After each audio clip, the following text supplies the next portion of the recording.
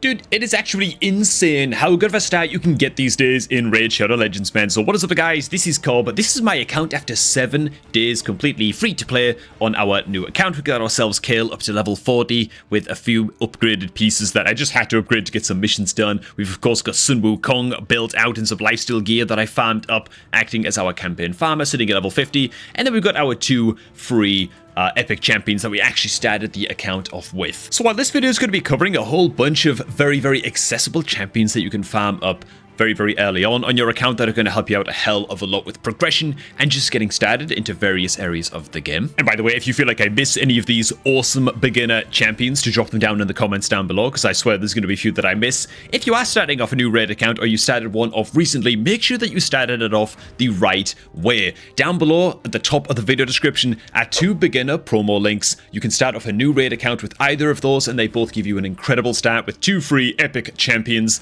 both of them awarding Rector at account level 25, and the only difference between the 2 codes is which epic champion you get in between, right? Either Tyrell or Tagore. Just make sure that before you click on either of those links to make your new account, you sign out of Plarium Play if you are on PC, so that you make a new Plarium ID when setting up your account to guarantee that you got your hands on these free rewards. But not only can you get 2 free epics to start off your account, you can get a free legendary right now with a beginner promo code MIDGAMETOP. And dude, this beginner promo link is just mental, right? Not only does it give you a whole bunch of immediate free supplies like we just saw right there, but it's also going to give you this code conditions menu. Dude, where the hell was this stuff when I was signing up, by the way? Oh my god.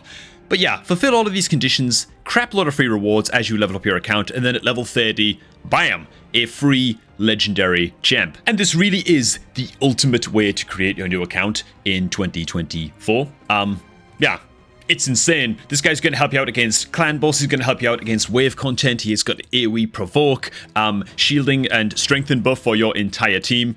Just an absolute all-round Giga Chad and very versatile legendary, which is really what you want, to be honest, when starting off a new account. So I almost regret a little bit not using this way to create my new account myself when setting up my free-to-play just now. Anyway, so you are off to the dream start. What are some further champs that you want to keep an eye out for on your new account? Let me just get a quick t-shirt change. First of all, uncommon champs worth keeping. We blast over these because uncommons are quite easy to come by, but Armiger is a great pick to keep on your account, just because his A1 offers a very easy and accessible way to get some 10-meter decrease if he crits on his A1. So it can be a little bit rough to build him out early on, but he's good to have on your account and keep ready to go because he's quite helpful into a couple of bosses into the game. His A2 also deals damage based on defense of Armiger and enemy max HP, meaning that this can kind of smack against bosses and do more damage than you might expect from an uncommon champion, and also enemies killed by the skill cannot be revived, which can help you out in the Ice Golem dungeon where the ads will otherwise constantly revive.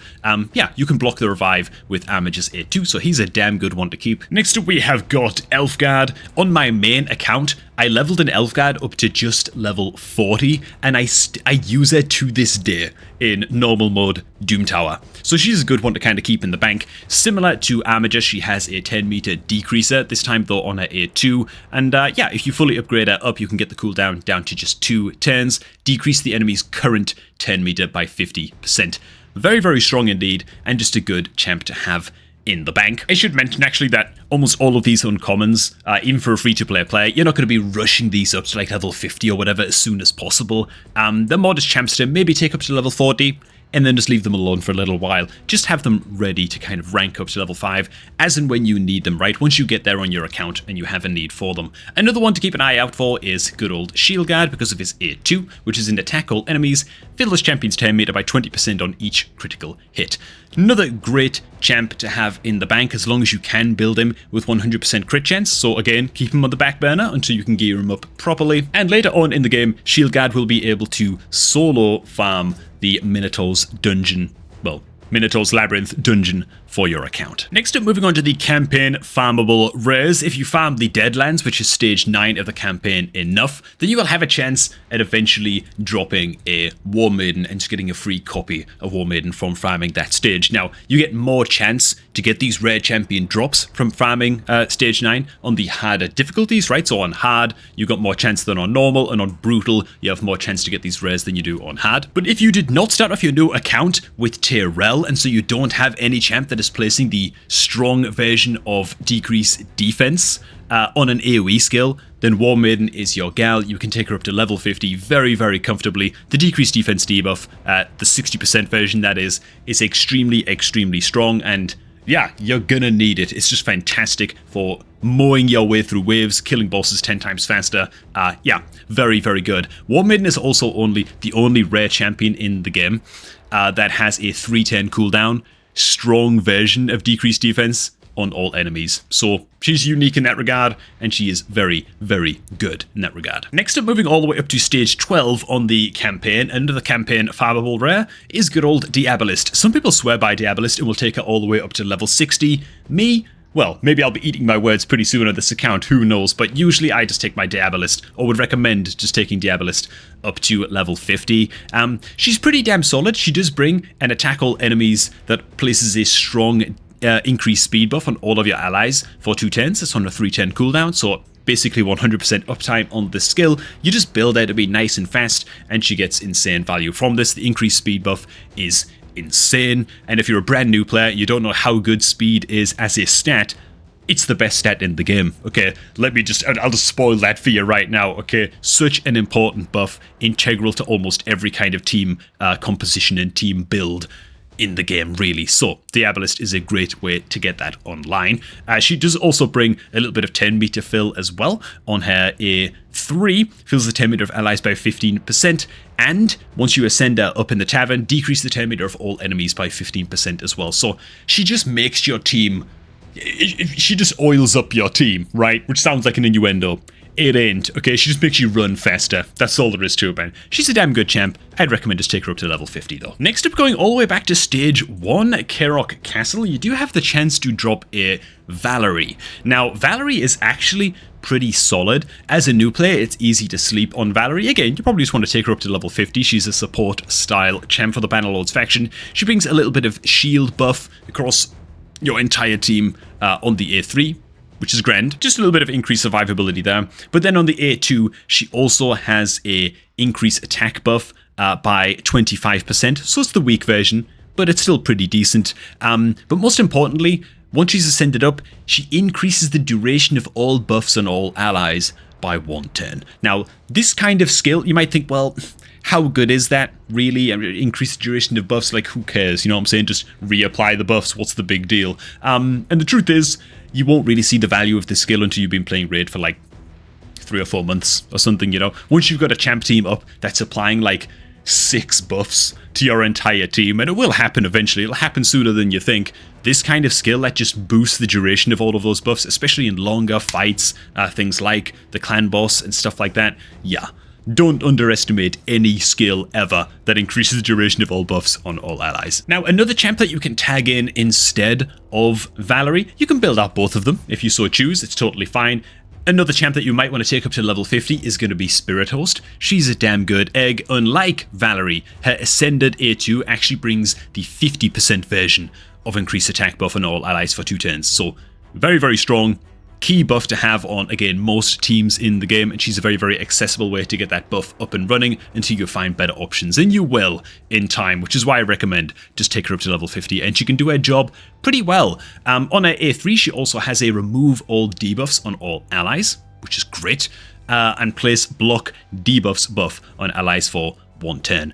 The block debuffs buff on allies for, I mean, it's only a 110 duration, it doesn't do the most, it's not the greatest, but point is, the remove all debuffs on all allies skill, this is harder to find than you might think, okay? So especially if you're like a free-to-play player like I am, I'm going to be looking to get a Spirit Host online for my teams pretty much as soon as I can. Because frankly, on my main account, I went for like 4 or 5 months without finding a single champ that had a remove debuffs skill in their kit, you know? Really, really painful. Okay, now for the slightly more saucy stuff. We've got good old Haikatoon, who is the 30-day login reward champion. I'm going to try and keep things very, very early game for any really brand new players that happen to be watching this video.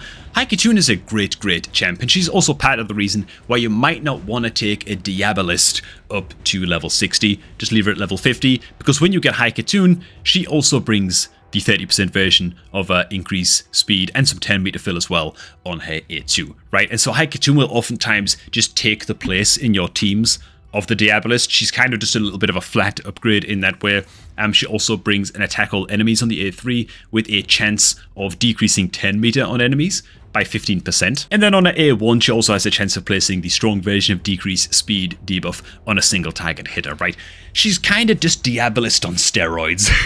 She just does everything Diabolist does, except a little bit better. I actually built my Haikatoon all the way up to level 60, right? 6 stars at level 60 on my main account.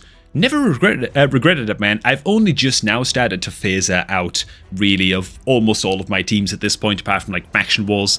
But yeah, I got a lot of use out of Valerie, like 7 months worth of use, out of Haikatoon. I will mention here that by the time you get to day 60 on your raid account, you will get Yaga the Insatiable as a free epic champ, right, as the day 60 login reward. Don't build this guy, he sucks. Build this instead. Okay, actually, let's just check out Yaga's kit real quick. What does he actually do and why is he so bad? He's an epic champion, right, that has a chance to place the strong version, the 5% version of poison for 2 turns on his A1. Okay, I mean, that's fine. Then on his A2, he has a double hitter with each hit having a chance of placing poison debuff for a couple of turns as well. So he's just a big single target poison spammer. And his A3 is just like a single target hit that does a bit more damage to poisoned enemies.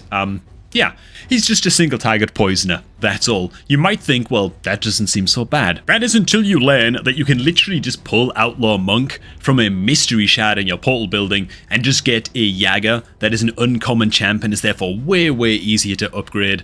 And yeah, if you find a couple copies of Outlaw Monk, you feed one of the copies into him in the tavern building just to upgrade his skills. Yeah, place 2 5% poison debuffs on the target for 2 turns. You can get it down to a 3-turn cooldown.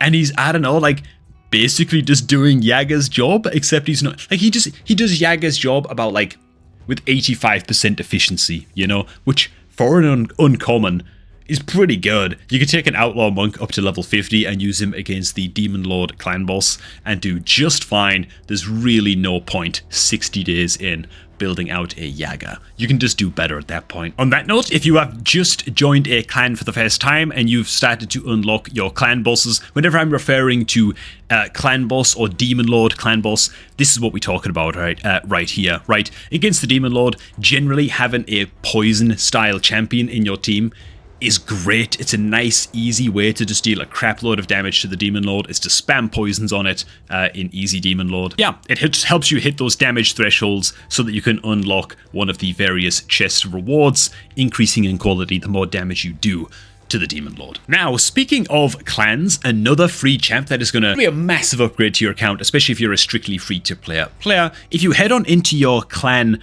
menu right here, you want to go on down to clan quests, and you just want to be taking some of these basic quests, right, once your account is very, very early game still, and just try and do these quests. They reset every week. You can take up to 3 quests and just earn yourself some of this clan gold. And what you're going to spend this clan gold on is, if we scroll on down to just behind my camera here, there's the clan shop button, which I'm going to click. I'd recommend just saving basically all of your gold until your clan hits clan level 5, and then you can start buying Yannicka fragments, 5 fragments per week, and then you can use these fragments once you hit 100 in your portal building to just summon Yannicka, the legendary, you know, attack nuker champ. Now, depending how quickly you get your hands on Yannicka, it's hard to say how much of an upgrade for your account she is going to be, but yeah, just make sure that you are working on this as soon as your account hits, as soon as your clan hits level 5, that is. In a similar vein, if you head on into the arena options right here, you're eventually going to unlock good old tag team arena. You want to be farming these on the daily, where you'll be farming gold bars that you can spend in the bazaar, which is like a shop in the tag team arena, and you can use those to buy Drexthar fragments. What are Drexthar fragments? Well, you can buy 1 Drexthar fragment per day. They're on like a 24-hour cooldown, so just make sure that you check in every day and are farming tag arena and check in on the bazaar to get your hands on this legendary defense champ. He's quite solid. He's going to take a while for you to get your hands on, but you might as well, right? This is one of those things that the sooner you start doing it on your account, the better, and the bigger splash the Drexthar is going to make when you eventually get to fuse him, right? If you're super, super late with the Drexthar, he might not make the biggest difference to your account, but if you're on this as soon as you have Tag Arena unlocked and you get him as soon as possible on your account, he's going to make quite the splash. And alright, man, my final piece of advice for this video is try and stick to these free-to-play champs as much as you possibly can in the early stages of your account. And that's more of a warning to say, try not to pull any of your shards until there is a 2x shard pulling event active, okay? Especially an ancient shard pulling event. Just save up all of your ancient shards. Eventually, there's going to be, not this event right now, screw progressive chance. That's for the more veteran players, right? You're looking for a 2x chance to pull epic and legendary champions from your ancient shards, okay? The odds you can actually check right here up at this little I button, and you can see the odds of pulling each champion type from these shards. And as you can see for ancient shards, it's these numbers right here, right? Normally you've only got an 8% chance and a 0.5% chance to find a legendary, right? 8% for epic, 0.5% for legendary. Yeah, you can double these odds as long as you pull the ancient shards during that very, very specific event. So just keep an eye out for when that event goes active, and then you can have a good old time pulling your ancient shards and finding some big, meaty upgrades for your account. Hopefully better champs that we've been covering in this video. And alright man, now I hand it over to you guys. What champs did I miss that are super accessible to new players that they should probably think twice about using as food in the tavern? What kind of champs should they be maybe holding on to help them out in future endeavors? Make sure to post them down below. And you know what? While you're down there, if you haven't created your own free-to-play account just yet and are joining in with this happy little free-to-play alt account challenge, then go ahead and do so using my promo link down below, man, to get your hands on a free epic champ, either Tyrell or Tagore, plus Rectodrath once your account hits level 25, and who knows, it might even arrive a little bit sooner in your inbox, man, like it did with me. Just make sure to sign out with Plarium Play before clicking on that link to ensure that it does work for you. And yeah, thanks for watching. Hope you all did enjoy, and I'm going to catch all of y'all just a tad bit later, man.